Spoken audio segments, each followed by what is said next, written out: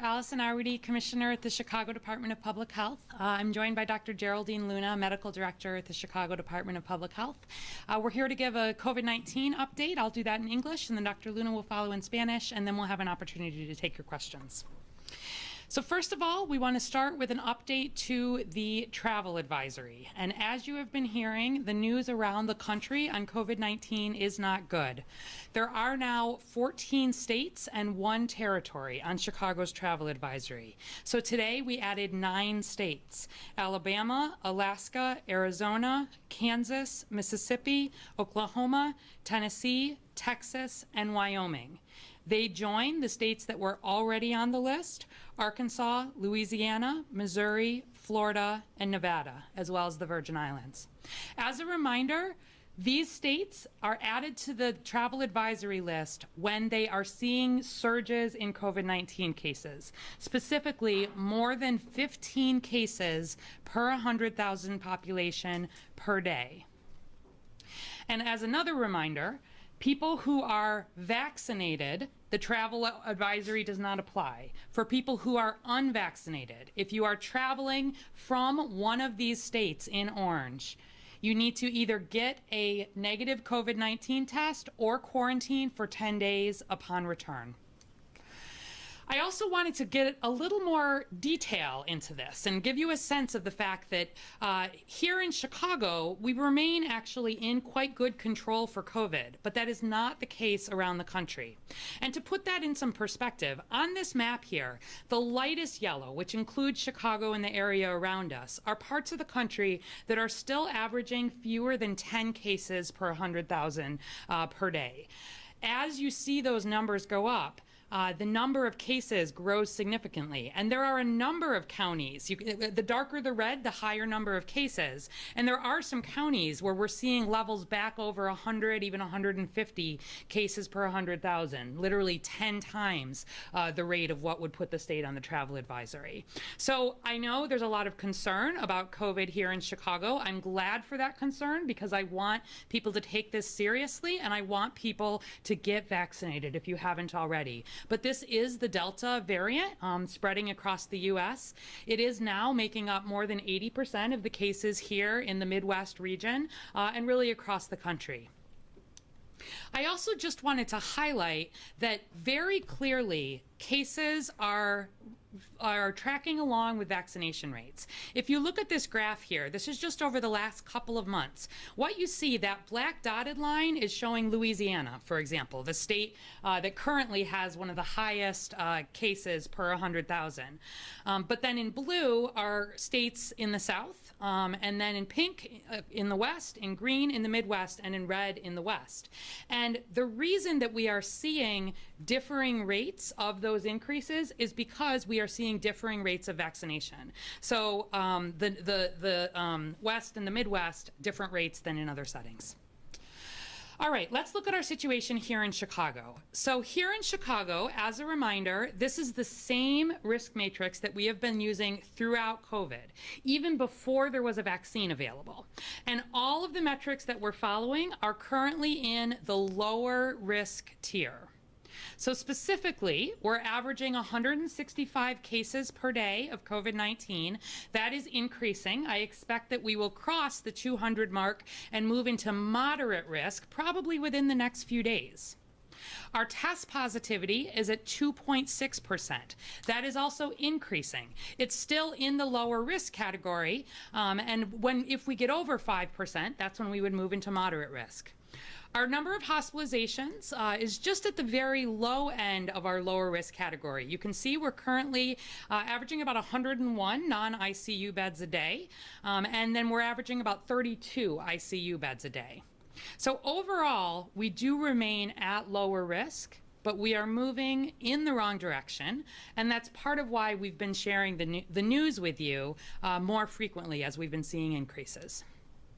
If we look at a couple of graphs quickly, just to put this in some perspective, going back over the last 6 months, our percent positivity, for example, 2.6% is really quite good. And if you think about where we were for months, we would have killed to be at a 2.6% positivity. But compared to where we were just a few weeks ago, we'd gotten as low as 0.4%. And similarly, that 200 cases per day, we've really enjoyed these last 2 months being under 200 cases a day. But for some context, all of last year, from the beginning of COVID all the way through, there were only 13 days in the whole year in early June that we were under that 200 case per day mark. So I want people to be concerned, but I don't want there to be unnecessary panic at this point. I just want to make sure people get vaccinated is the most important thing. Here is data showing the risk of cases, hospitalizations, and deaths in Chicago for people who are vaccinated versus unvaccinated. So in red here, this is for cases. Going back to March, the red line shows Chicagoans who are unvaccinated who were diagnosed with COVID. The dotted blue line shows people who had gotten a first dose but were not fully vaccinated against COVID. And the dark blue line shows people who were fully vaccinated against COVID. So we can see going back to March, including that smaller surge that we had in April, all of the numbers went up a little bit, but the huge majority were in red there in the cases of people who are unvaccinated. And that's really been the pattern that we've seen across the US and that we continue to expect to see moving forward.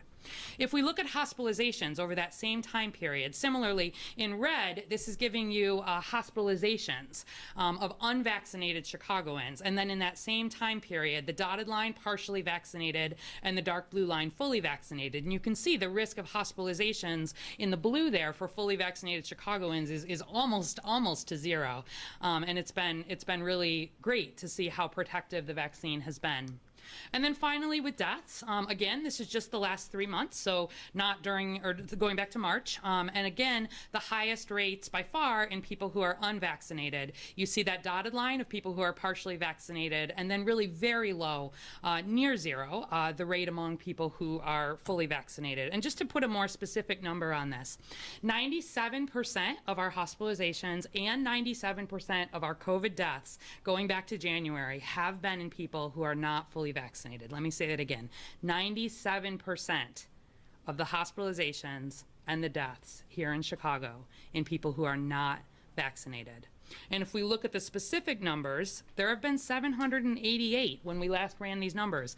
People who died from COVID-19 here in Chicago residents just since January. And among those 788 deaths, 767 of them were unvaccinated.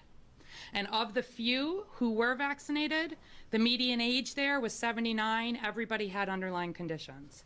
So there's no such thing as a 100% protective vaccine, but these vaccines continue to prove their safety and their efficacy in the real world. Today marks 1 year since the first phase 3 trials started for the COVID vaccine. They mark the beginning of vaccination for us here in the US.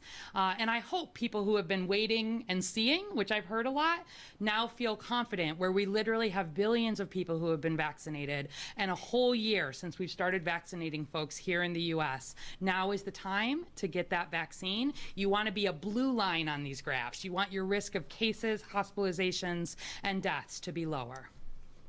2/3 of eligible Chicagoans have gotten at least that first dose of vaccine. That's 67% if we look at everybody over the age of 12. It goes up to about 69% if we look at those over 18, about 73% of those over 65, and about 60% of Chicagoans who are eligible are fully vaccinated. The vaccination rate in Chicago has actually stabilized over the past few weeks. Again, you see these numbers are much lower than they were back in April. But I want to point out here that the majority of people getting vaccinated are getting vaccinated in pharmacies. That's that pink line, the pink numbers there. And then after pharmacies, we're seeing people getting vaccinated predominantly in their outpatient settings, meaning with their doctor, whether that's a federally qualified health center or an outpatient doctor. And then there are more getting vaccinated in the hospital setting and through public health. But as a reminder, you can walk into pharmacies, nearly every pharmacy here across Chicago. You're not needing an appointment. They make it easy. And I want to remind people, getting vaccinated is the most important thing.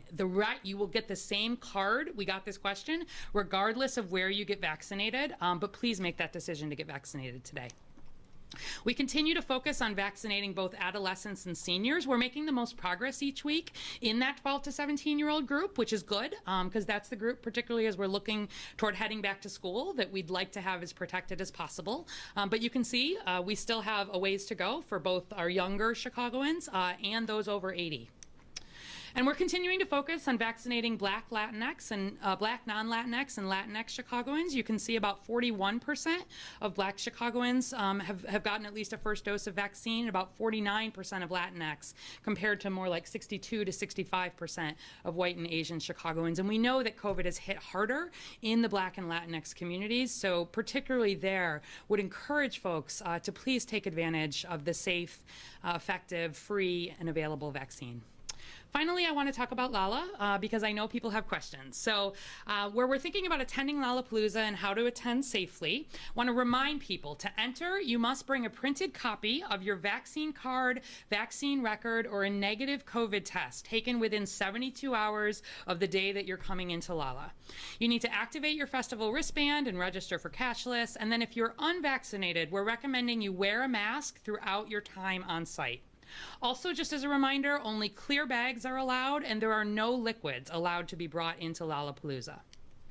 Remember to wash your hands or use a hand sanitizer, limit consumption of substances, especially if you're not sure what they are, and consuming alcohol that can make you less likely to follow COVID measures and generally can be an issue that we've seen associated with Lolla in the past. And don't attend Lolla, really. Don't attend. If you develop any symptoms of COVID-19 and you haven't taken a test, even if you're fully vaccinated, and if you've tested positive for COVID in the last 14 days, do not attend. The last thing is to make an announcement that we are expanding our capacity for Chicago at Home, Protect Chicago at Home. For those who are not aware, this is the program that we started with for people who were homebound, and then we expanded it to people who were over 65. And then we were really, I believe, the only large city that has expanded this to anybody in Chicago over the age of 12 who would like to schedule a vaccine appointment at home. We will make an appointment for you free of charge. You can call 312-746-4835. So we're doubling capacity because we've seen very good uptake, especially among both older folks and young and adolescents with their families, which is a primary area. We've also seen a majority of vaccines going to Black Chicagoans, which is a group that we've been working hard to reach. So appointments can be booked now, chicago.gov/at-home. You can do either Pfizer or Johnson & Johnson. We can vaccinate up to 10 people at a time, and we're expanding the hours as well so that there are now hours available till 6:30 p.m. On the Monday through Friday to better meet needs of working folks. And then the last thing is Grubhub had sponsored the initial expansion phase of this to everybody, and we'd been giving folks who were getting vaccinated a Grubhub gift certificate, one for the group. As we are coming to an end and expanding that, we are now providing $25 Visa gift cards. One of the reasons we're doing that is we heard that people who didn't have a phone, maybe couldn't access the Grubhub app. This is literally just a card that you can use anywhere that Visa would be accepted. Again, we'll be giving one of these to anybody who is vaccinated in this group. So if you get 5 people together, each of those people will get a gift card. But we encourage you, just as we did last time, use that opportunity to celebrate vaccination, and it's to also encourage people to spread the word. We continue hyperlocal vaccination events. We've been doing really well at a number of our outside events like Swaparama and Brickyard Mall in the Northwest and Southwest continue to be very successful events for us, and so we're out there every weekend. And I just wanted to give you a flavor of last weekend alone. We were at a community health fair with the Allergy and Asthma Network. We were at the Chicago Humanities Festival. We were at vaccine pop-ups in Greater Auburn Gresham, as well as Little Village. We were at the Mason Park Block Club. We were at a Fatherhood Initiative summer celebration. We were at a church. We were at a laundromat. We were at another church and a jazz coalition. And we've really been working to try to make sure where we are putting our efforts, they're places where people are excited to get vaccinated and where we're seeing good numbers. And then in a lot of the larger, more fun events where we don't always find people saying, I want to get vaccinated on the spot, we're doing more of the vaccine ambassador work and helping people sign up for at home. So for for example, at Lollapalooza, we're not that interested in vaccinating on the spot. We need people to already be vaccinated by the time they come in. But where people are coming with testing, our vaccine ambassadors will be on site, encouraging those people to sign up for at home. Appointments remain available, ZocDoc.com/vaccine or through that same phone number. And I just want to remind everybody that we certainly are concerned as numbers are increasing around the country. I expect to continue to see increases here. While it's summertime and we can gather out of doors, that remains the safer way to do so. And where people are feeling uncomfortable, we certainly encourage mask wearing, but we're not at a point where we're needing to recommend that for the whole population because we remain at lower risk and we've been seeing those vaccines be highly protective. With that, I'll have Dr. Luna give some comments and come back for questions. Thank you. Sí, muy buenas tardes. Yo soy la doctora Geraldine Luna, directora médica del Departamento de Salud Pública de Chicago. Y hoy les traemos varias noticias. Primero que nada, queremos ir a las restricciones de viajero. Si piensa viajar, el Departamento de Salud Pública acaba de agregar 9 estados al aviso de viaje semanal porque los casos de COVID-19 continúan aumentando. Lo repito, aquí en los Estados Unidos, en los 50 estados. Alabama, Alaska, Arizona, Kansas, Mississippi, Oklahoma, Tennessee, Texas y Wyoming. Y ahora hay 14 estados y un territorio en aviso del viaje, de restricción de viajero en la ciudad. Todos estos estados han superado la marca de 15 casos por día de cada 100,000 habitantes. Estados y territorios en avisos como Arkansas, Luisiana, Missouri, Florida, Alabama, Islas Vírgenes, Oklahoma, Nevada, Mississippi, Alaska, Arizona, Texas, Kansas, Tennessee y Wyoming. Se recomienda a todas las personas no vacunadas que viajen a estos estados y territorios que obtengan un resultado negativo de la prueba de COVID-19 no más de 72 horas antes de entrar a Chicago o se pongan en cuarentena durante un periodo de 10 días después de su llegada. Las personas vacunadas no necesitan ponerse en cuarentena ni recibir una prueba de COVID negativa. Todos los viajeros aún deben seguir con las reglas federales de enmascaramiento, distanciamiento social, el lavarse las manos a menudo cuando estén viajando. Se requieren máscaras en aviones, autobuses, trenes y otros transportes públicos que viajan hacia dentro o fuera de los Estados Unidos y en los centros de transporte de los Estados Unidos como aeropuertos y estaciones. Los números de COVID siguen subiendo, pero todavía nos encontramos en el riesgo bajo, escalando cada vez más y más. Tenemos 165 casos de COVID positivo el día de hoy, que son 3 veces más de lo que teníamos semanas anteriores. Igual hemos doblado el número de la seropositividad del virus aquí en Chicago. Ahora estamos en 2.6 cuando hace 3 semanas atrás estábamos en 0.4%. Las hospitalizaciones han aumentado y los casos de intensivo también han aumentado. Recordemos que 97%, y quiero hacer la salvedad y quiero recalcar este número, 97% de los casos registrados de COVID positivo aquí en Chicago son en esos casos de personas no vacunadas. Y el otro por ciento que estaban parcialmente vacunados o vacunados son personas que tenían condiciones subyacentes que los ponían a alto riesgo. Así que el mensaje es muy claro. Esto es una pandemia de los no vacunados. Por favor, vacúnense y protéjanse. Ya se cumplió un año desde los primeros ensayos clínicos para los de Pfizer, que ya cumplieron un año. Esas personas que estaban esperando más de un año, un tiempo razonable, para recibir su vacuna, este es el tiempo. Por favor, no lo dilaten más para recibir su protección y proteger a las personas a las que aman. Nuestros niños de 12 a 17 años están escalando, los números de vacunados están subiendo, pero aún en las comunidades latinas y afroamericanas vemos esas disparidades, números bajos y comunidades completas muy expuestas al COVID-19 por su bajo porcentaje de vacunación. Ahora, en una nota muy positiva, estamos expandiendo los servicios al domicilio, de vacunación a domicilio. Hoy anunciamos una expansión del programa de vacunación en el hogar del Departamento de Salud Pública de Chicago, Protect Chicago Plus at Home o Protege a Chicago en su casa, con tarjetas de regalos de Visa de $25 que se ofrecen a todas las personas que reciban la vacunación en su hogar. Todas las personas mayores de 12 años son elegibles para recibir la vacuna y la tarjeta de regalo. Las citas se pueden reservar ahora y la distribución de las tarjetas de regalo comenzará desde el 2 de agosto. Si necesita una cita, por favor, el número de teléfono y tomen nota es el 312-746-4835. Repetimos, 312-746-4835.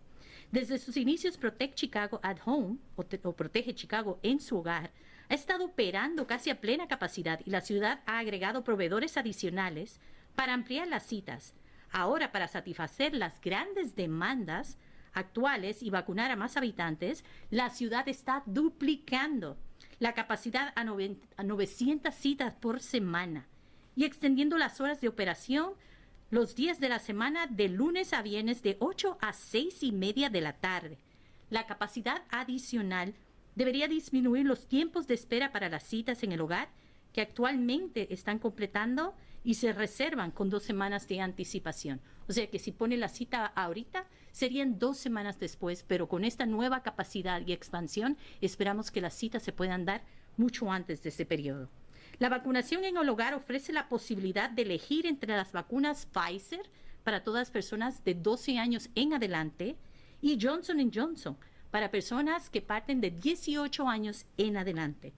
Se pueden vacunar hasta 10 personas en el hogar, por lo que los habitantes de Chicago pueden invitar familiares, amigos, vecinos a su casa para que se vacunen juntos en un ambiente celebratorio. Las citas están disponibles de lunes a viernes, como ya les dije, de 8 a 6:30 de la tarde.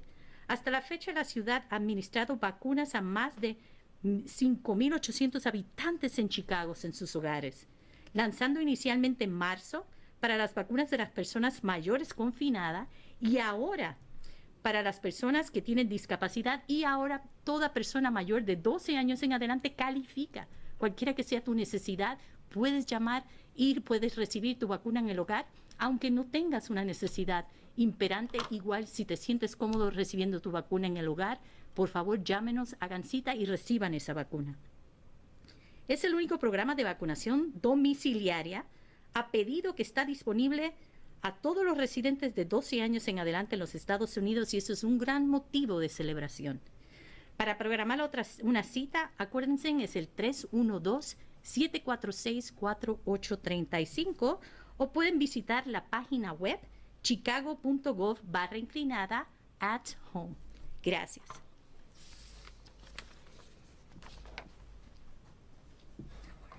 Thank you, Dr. Luna. Happy to take questions.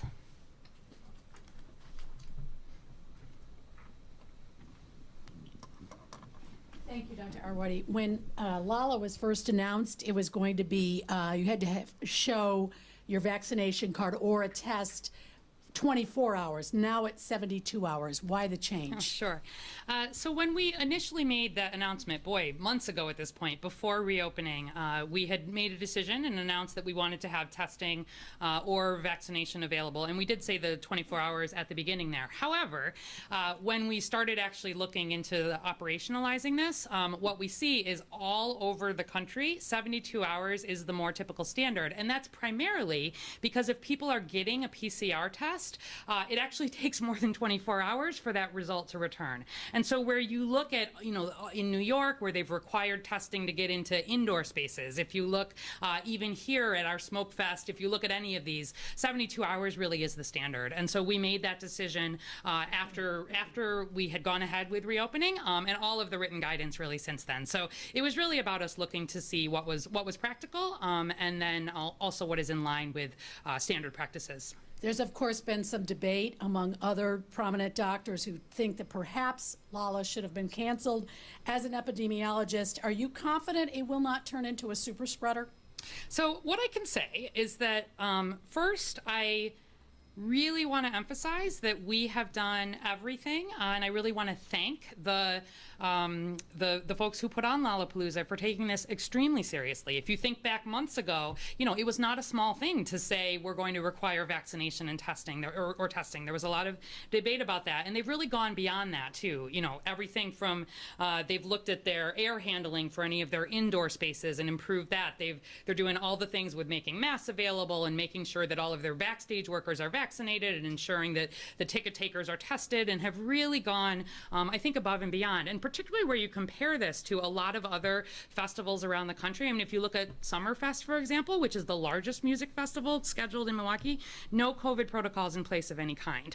I would not feel comfortable moving ahead with Lollapalooza without COVID protocols in place. I don't think I would feel comfortable if this were an indoor event either. And I frankly don't think I would feel comfortable if we were sitting in Louisiana right now, where cases are looking like they're looking.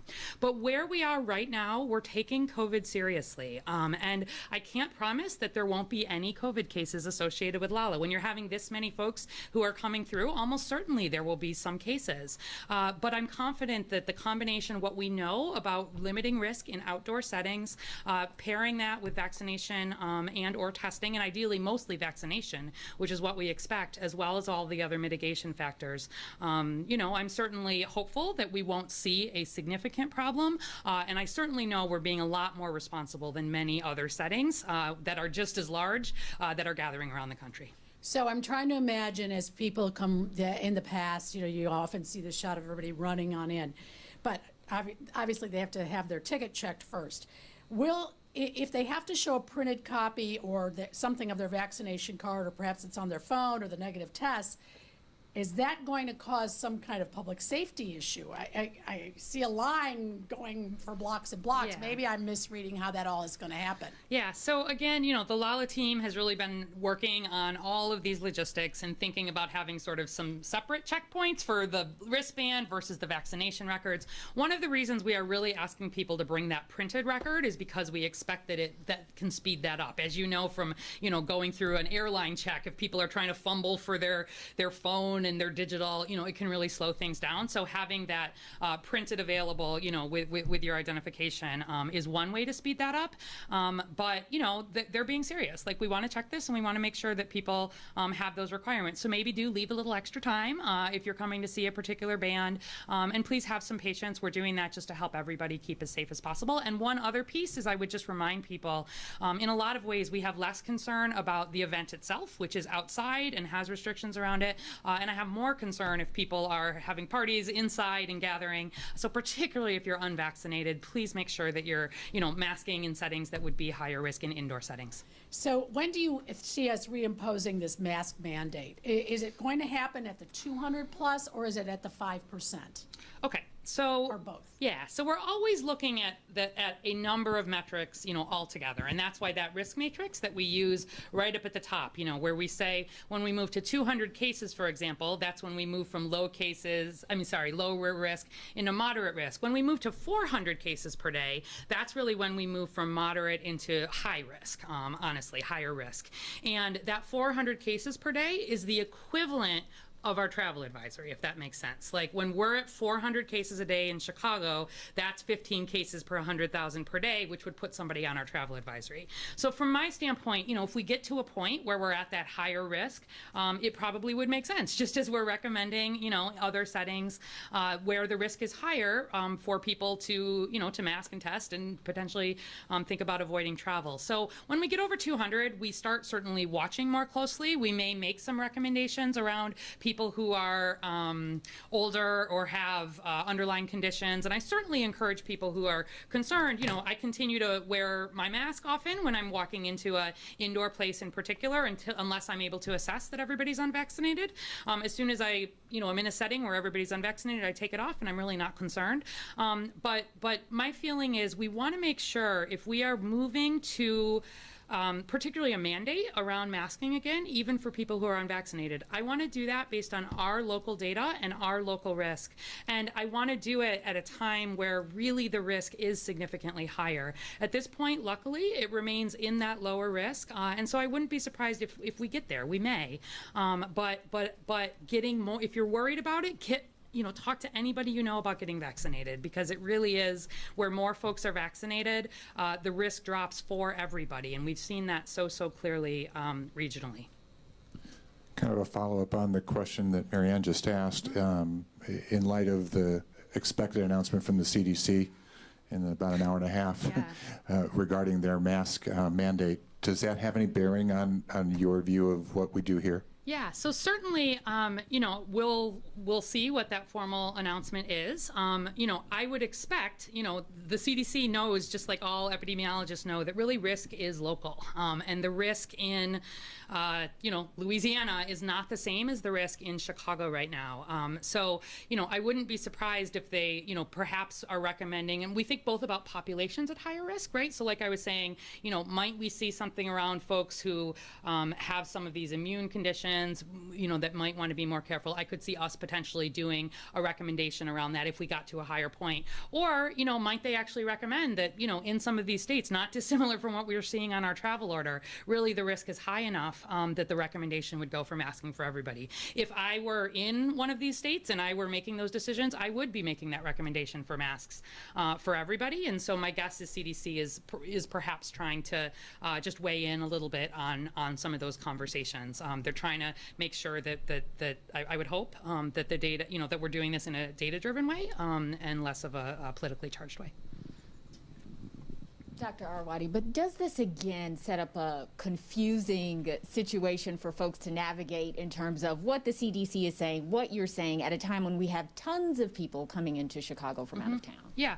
So, we don't know what the CDC is going to say yet. So we need to wait and see exactly what the CDC says. It's possible the CDC would say, we recommend that everybody in the U.S. Vaccinate, regardless. I'm sorry. They will say everyone in the U.S. should vaccinate. They may say everyone in the U.S. should mask, regardless of vaccination status. But I don't expect that because the risk in places that are highly vaccinated or are not surging actually remains relatively low at this point.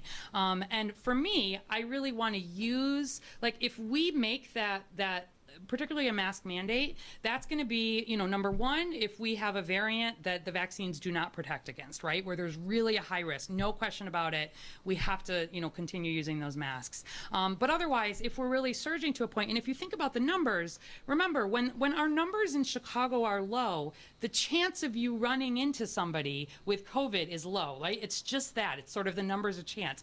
As the numbers of people with COVID in Chicago increase, the risk of you running into somebody with COVID and being exposed goes up.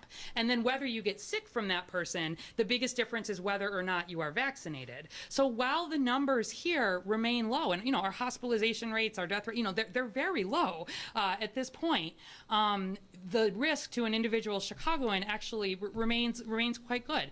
As that increases, the chance of potentially interacting with someone with COVID goes up. That's why in settings that have very high numbers per population, they might make some more recommendations around masking. I want to be clear that if there are recommendations around masking, it is not because the vaccines are not working. And I think that's where there's been sometimes some pushback. It just has to do with where there are a lot of people not vaccinated, there's more opportunity for that to spread. And we see that pretty clearly in our local data here. So anybody who's got a concern, wear a mask. I encourage you to, right? It only helps. I feel like it doesn't bother me particularly to wear the mask. I wear it. I'm used to wearing it. I've been wearing it for a year and a half. I tend to keep it on just because I know if it helps somebody else feel more comfortable, I'm willing to do it at this point. But it's not a recommendation that we're making at the population level right now. And we may do it if we see our risk level here in Chicago really go up significantly. Hi. I am concerned just about the propensity, and this is actually not on my list of questions, about the situation that happened in Provincetown, Massachusetts a couple of weeks ago, though, because it does strike me as something similar to here. I mean, that's a gay vacation resort town, and that was on the 4th of July. A lot of people partying, lots of people on drugs. And I think 2/3 of the people who had gotten it, and there was a cluster of hundreds of people at this point, were already vaccinated. It was a super spreader event. It was a cluster. I mean, I'm sure you know the epidemiology of what happened there, but what's to say that something like that couldn't happen in a situation like this at this point? Yeah. I mean, we know that the vaccines are working, broadly speaking, but there were a ton of breakthrough infections in that situation right now. It just seems like we are working with an unknown with the Delta variant right now. Yeah, so here. I would say, you know, certainly in the province health, there actually weren't hundreds, but there were more Excuse than me. 100. Yeah. That this was actually sort of a nationwide investigation and follow-up because it is unusual to see that. There has not been sequencing that has come out from that has suggested a different variant that I'm aware of at this point, certainly.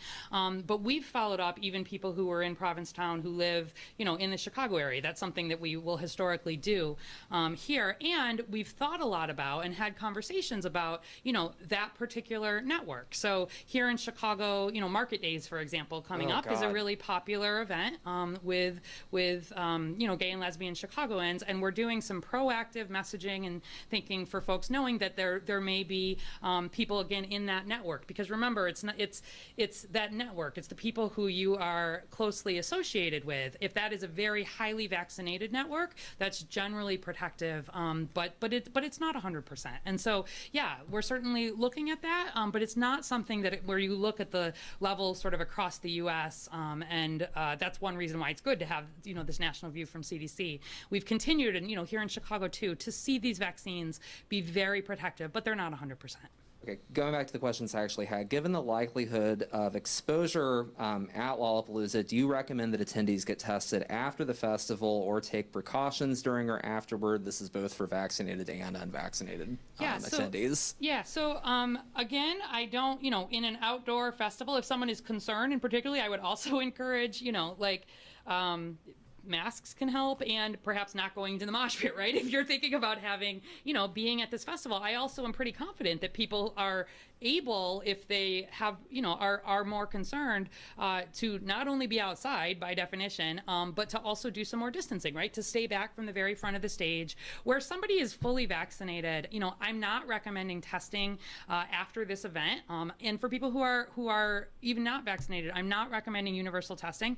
I would ask for anybody who attends Lolla, but also for anybody in Chicago, that if you are getting symptoms of what could be COVID, we really want you to get a test, right? They're widely available. I ordered one on DoorDash the other day to see if I could do it, because we want, you know, whether you're vaccinated or not, if you're having symptoms, please, you know, get the test. And you can do a home one easily, and you know, have and feel comfortable about that. You know, if we see concerns related to Lollapalooza, we'll do some additional follow-up, but there's not a recommendation at this point for universal testing. What steps, given the spread of Delta, should public-facing vaccinated Chicago workers, clerks, restaurant workers, security, rideshare, taxi drivers be taking right now, particularly those who are at risk, immunocompromised or older, or those living with at-risk people, be taking right now? Yeah. So the most important thing is that word vaccinated in there. And there are still a lot of folks in that group who are not yet vaccinated. And, you know, number one, get vaccinated yourself, but also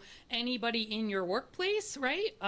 Hopefully someone who's vaccinated, we typically see people in their home setting, which is the highest risk for transmission, everybody who's eligible there getting vaccinated. But I would also really encourage, you know, employees to be talking with their employers. And if you've got a fully vaccinated home setting and a fully vaccinated work setting, you know, your risk is really very, very low.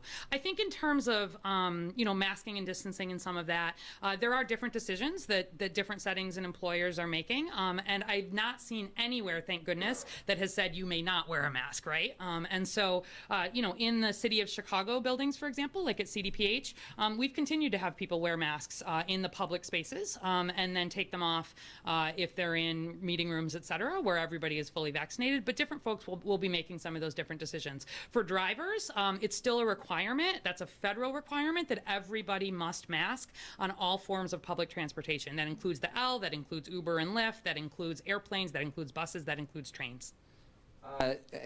Returning to the matter of mandates, since we spoke last, it was just San Francisco. Now it's the whole state of California. It's New York City, which I imagine is the biggest municipal workforce in the country. It's the Department of Veterans Affairs. has Chicago reassessed whether it will eventually put in a mandate for city workers to get vaccinated at some point? Yeah, so, certainly we're aware of what's happening around the country and, have been having some conversations about this. My biggest priority, honestly, is really seeing what a lot of our healthcare settings are doing here in Chicago. More and more are doing, and I expect more to come, where we saw, Loyola and University of Chicago and University of Illinois at Chicago, and most recently Rush say, we're going to require this, they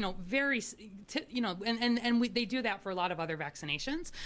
So first and foremost, I'm really interested in supporting in those health settings, and even at the health department, like where we have clinics, et cetera. I've said to my staff, I fully expect, I want folks vaccinated who are in settings where it's hard to keep distance, where there are people who are sick, where there are people with underlying conditions. And I think at the larger municipal level, it's been good to see this. I think be more in the conversation, and we're going to continue monitoring and talking about it. Are you talking to unions right now and that kind of thing? So there's a lot of conversations going on, I think, broadly. Obviously, there's a lot of players in this, and we'd want to make sure that all the stakeholders have had a chance to kind of weigh in and think about this before we ever consider doing such a thing. Any new news about canvassing and reaching unvaccinated people? Phone banking, anything else going on as far as those Protect Chicago efforts? Yeah, I would say so. This expansion of the Protect Chicago Plus really is coming from the fact that we've seen that often be really one of the absolute most successful things that we've been doing, where we're booked out like for 2 weeks now, right? Like all of the appointments were full, and especially that it was hitting demographics that we're especially interested in reaching. So we've moved, as we've been closing some of our mass vaccination sites, moved those resources to expand the at-home. And then, like I mentioned, we're doing more with trying to do outreach to people who are at risk. So our call center is not just taking calls that are coming in, but we're taking where we have lists of high-risk people with Medicaid, for example, and actually calling them and saying, can we schedule you for an appointment? And working to try to identify folks who have not had the opportunity to be vaccinated. But we are really doubling down on that at home because a lot of folks are still going to pharmacies and their doctors, which is great. That's what we want them to do. But for folks for whom that is a barrier, we've found this to be very effective. It was taken that you said, when you're in a situation where you can assess that everyone's been vaccinated, you'll take off your mask. At this point, there's more than 300 bars in San Francisco that have joined together and said, we are, unless you've had a proof of negative test within the last 3 days, or you can show vaccination, you're not getting in. I wonder if you have any comments about that. As far as I know, no one in Chicago is doing that, but they're doing it in the Bay at this point. Yeah, so there certainly have been some, individual settings I know that were doing some of this, particularly I think earlier on. I know this because I've had friends say I had to show my vaccination card, et cetera, but it's not something that's been widely adopted at this point. I think the conversation about quote, vaccine passports has been a conversation that has grown and shrunk and grown and shrunk.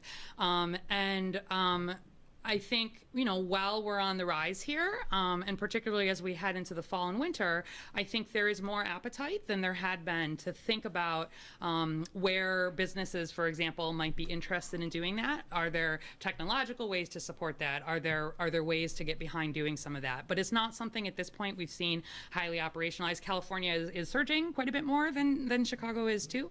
I think it's another watch this space in terms of how we continue to see conversations evolve. Those guys have already mentioned gay issues.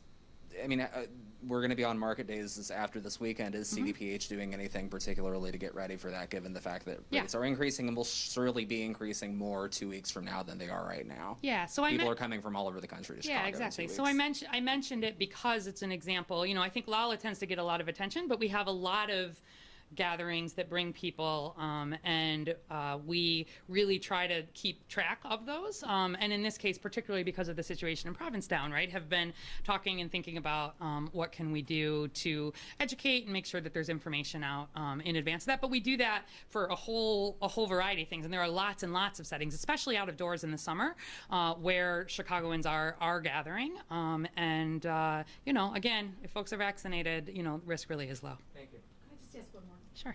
Will you yourself, Will you be attending Lala? Oh, I don't know yet. I think, if I attended Lala, our vaccine ambassadors are going to be there. And obviously, I'm interested in seeing the work that they're doing and being part of it. Certainly, I have been pleased with the Lala capacity. If I go, it's because I love the music. It's not because I have any particular concern. I don't have any official role, though, at Lala. Thank you, Dr. Arwady. So just going back to the national picture, we're talking about Lala. Obviously, Chicago's the host city, but what happens in Lala is not going to stay in Lala. Are there any concerns that as people go back to their respective communities where their vaccination rates may not be as high, that could have a ripple effect across the country? Obviously, we talk about Provincetown. We talk about what happened in Sturgis pre-vaccine as well. Any concerns about that? Yeah, so, public health has actually a really quite good pre-existing infrastructure to communicate around geographic outbreaks. And I think it's an example of something we did behind the scenes that nobody knew about, but it is extremely common when there is, a case or an outbreak that there is contact tracing that is actually done across the country. And we have ways that protect people's privacy, but allow the local jurisdiction to follow up with those individuals. So again, I know people are very focused on Lala, but there are a lot of events that are bringing people around the country that don't even have the COVID requirements and mitigation factors that we have here. And we've not seen, even where there have been, especially when they're out of doors, we've broadly not seen them be sort of these huge events of concern. If we see spread, we're ready to do some follow up as we would for any other case. But I feel good about the fact that, most of these folks are vaccinated, right? Which really is the main thing for decreasing risk. And then again, going back to that, the follow-up is going to be important, right? This is a big event. This is going to be a litmus test. Again, Provincetown, high vaccination rates, a lot of breakthrough cases. How is that follow-up going to happen from the city's point of view after Lala? Yeah, so the same way that, every single case of COVID that gets diagnosed in Chicago, every single one, the Chicago Department of Public Health continues to investigate. We continue to follow, get the information on that case. We continue to do the contact tracing on every single case. That has not stopped. It's not going to stop. And so just as we do for any other outbreak, if we're seeing, we're asking people, where have you been? What were your exposures? If we see patterns of concern there, we treat it just as we would any other exposure. So I'm really confident in our ability to follow up with cases. And again, with this number, I expect there will be some cases probably. But where people are vaccinated, and this isn't a festival of, people in their 70s and 80s broadly, right? Where we think about sort of some of the other risk factors too. Just one more related question. Sure. I had a similar question to him, but how do these additions to the travel advisory impact attendees coming from different states across the country? So if they're coming from one of these states, does that mean anything? Yeah, as long as they're vaccinated, right? There's not an additional requirement. They would have had to get that negative test anyway, right? Because if they're not vaccinated, the recommendation is to get that test within the 72 hours of arrival. Certainly, that would be a higher risk individual, and testing, if people are not vaccinated, really testing and being really careful if folks have symptoms, like not taking chances, is the best we have. Again, it's not a no-risk setting, but this is where we are, and we'll continue to really work on messaging and doing everything we can to make it, as safe as possible within current COVID capabilities. Good, thank you. Thanks, everyone. All right. Thank you. Thank you.